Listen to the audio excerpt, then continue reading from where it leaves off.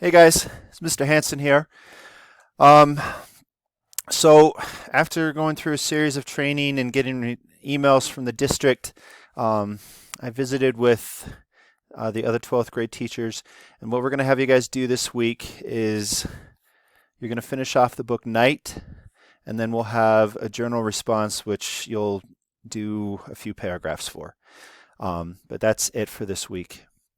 For my guys, um, I sent out scheduled invites to have a meet and greet with me. Well, a meeting with me um, tomorrow, and I think there's one on Thursday. I don't know if we have to do both of those, but let's at least plan for tomorrow. Um, I do want to spend just a minute talking about this book um, as you finish it this week. Um, I think again this story is so impactful. Um, Elie Wiesel won the Nobel Peace Prize for this, um, which I think justifiably so. Um, I uh, I haven't read this book in years, and then to get to read it again with you guys has been a real pleasure for me. I don't know if pleasure is the right word, but it was again impactful.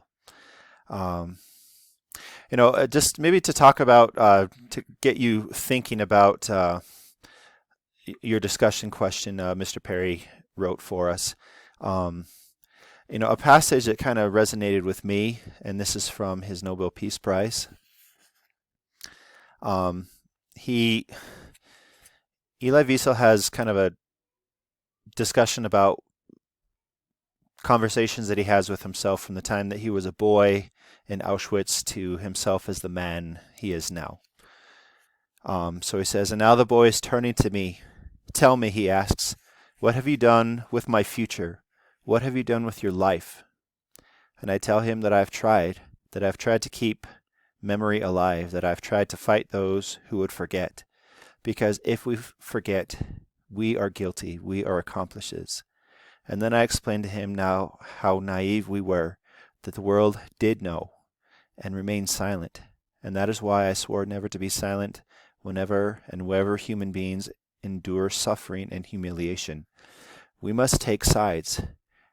Naturally, neutrality helps the oppressor, never the victim. Silence encourages the tormentor, never the tormented. Sometimes we must interfere when human lives are endangered, when human dignity is in jeopardy. National borders and sensitivities become irrelevant. Wherever men and women are persecuted because of their race, religion, or political view, that place must, at that moment, become the center of the universe. I just thought that was really powerful. We've talked a lot about the bystander effect and just not stepping up when we need to. Now, I like to think that our world isn't as dark of a place as it was during World War II, but that doesn't mean that all things are better, that there isn't things that call upon us to stand up and take a side. This can be a very personal thing, just something you see happening within your family or among your friends, or it could be a bigger issue. So, I hope that you guys, as you read this and you read the Nobel Peace Prize speech, which I think is one of the most impactful things to me in this book, just be thinking about some of those things.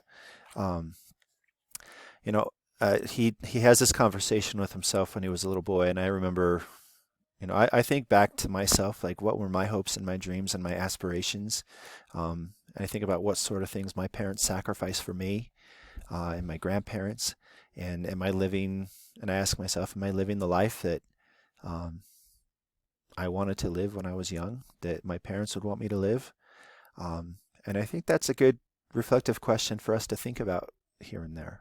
Are we are we doing all that we can? Are we doing the best that we can in anything, your schoolwork or with your family, with your work? Just I think that's a good reflective question that this book asks us to ponder.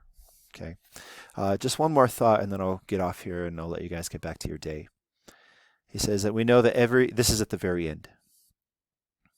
He writes here, we know that every moment is a moment of grace, every hour an offering. Not to share them would mean to betray them. Our lives no longer belong to us alone. They belong to all those who need us desperately.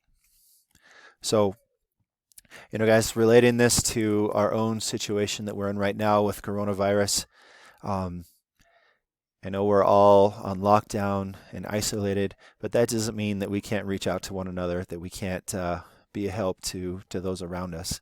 One thing that I've done, just something small, is I've gone through my contacts in my Facebook account and my phone, and I've just reached out to people that I haven't talked to in a long time. I had a great conversation with a friend that I hadn't talked to in 15 years. And it was just good to, make those connections again. So even though I've been locked down in my house with my three very young children who are crazy and they're upstairs being crazy right now, um, I feel like I've reconnected with some people that I just haven't talked or even really thought much about in the last 10 years. Some of them, and you guys maybe aren't old enough to have friends that, you've been friends with that long that you would need to do that. But, just something small like that can, make a difference to somebody else. It certainly made a difference to me. So, anyways, I really hope that you guys are doing well and that you're staying healthy. I'll close off here, but please look at that journal prompt and let's plan to discuss some of these things throughout the week. All right? You guys have a good one.